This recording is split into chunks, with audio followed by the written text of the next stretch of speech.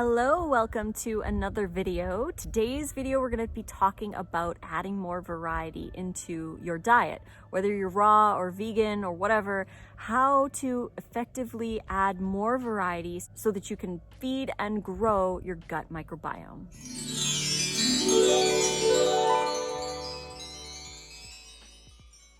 Thanks again for joining me today for another video out here in the desert. If you are enjoying these Vlogmas videos, please click like and don't forget to subscribe to my channel. You can also support us by purchasing and enjoying our recipe ebooks. The code to get 40% off is rawfood40. The link is right here on the screen as well as in the description box below. So let's chat about adding more variety. How do we add more variety into our diets?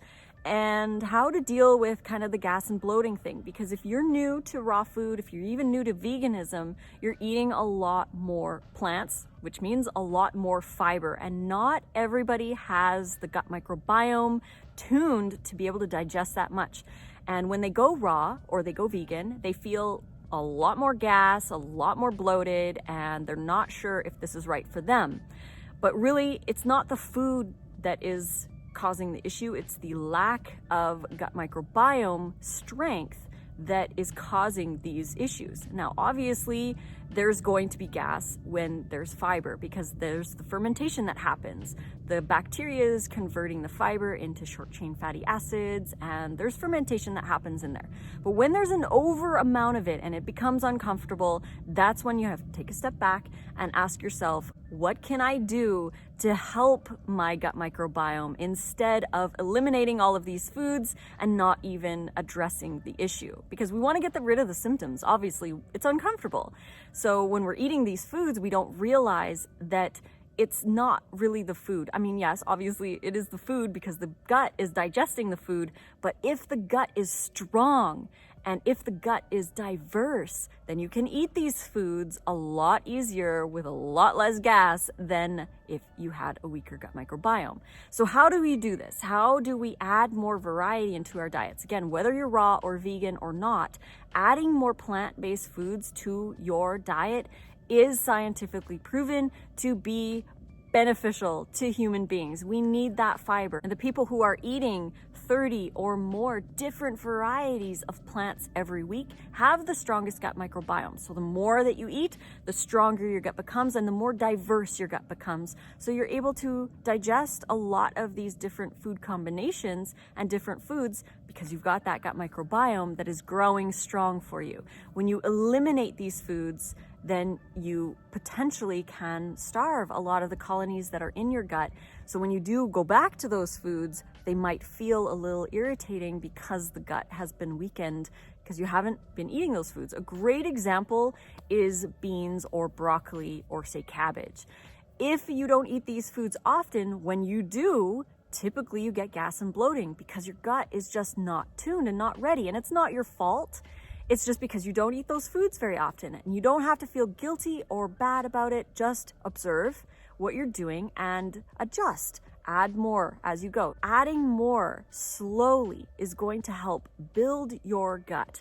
It's going to help grow that gut microbiome and the diversity. And in order to do so, if you are on a low fiber diet or a very limited diet with a very limited amount of foods, stay on that for now, but slowly add in the foods that tend to give you gas or bloating or feel a little bit off. And obviously this doesn't apply to allergies. If you have an actual allergy to something, then definitely don't ingest that food, obviously. But if you're just having gut issues and you notice that if you eat a cup of broccoli and you get crazy gas after, then it's not an allergy. It's just your gut just isn't ready to digest that amount yet. Doesn't mean that broccoli is bad or broccoli is damaging. It's just your body isn't ready for that amount of broccoli. Start with 1 floret. So this is what I would do if I had any issues with certain foods, is I would start slowly. Obviously, you're not going to eat 2 cups of broccoli right off the bat. You're not going to have 4 cups of cabbage. You're not going to have a 1/4 cup of sauerkraut. You're not going to have this amount right off the bat because your gut just isn't ready yet. Think of it like going to the gym. If you go to the gym, you're not going to start with 80-pound weights and just do it easily, right? They're gonna be heavy, and if you do it, you're gonna be sore, really sore the next day.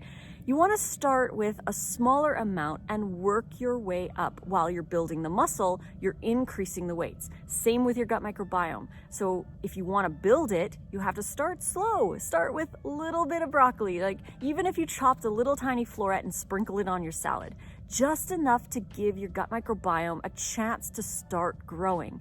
It's like planting a seed. We gotta plant the seed, right? And it's a small amount, but we're constantly watering it and giving it more. And just like with the gym, you increase the weight and slowly you'll be able to do more weight. Slowly you'll be able to do more broccoli.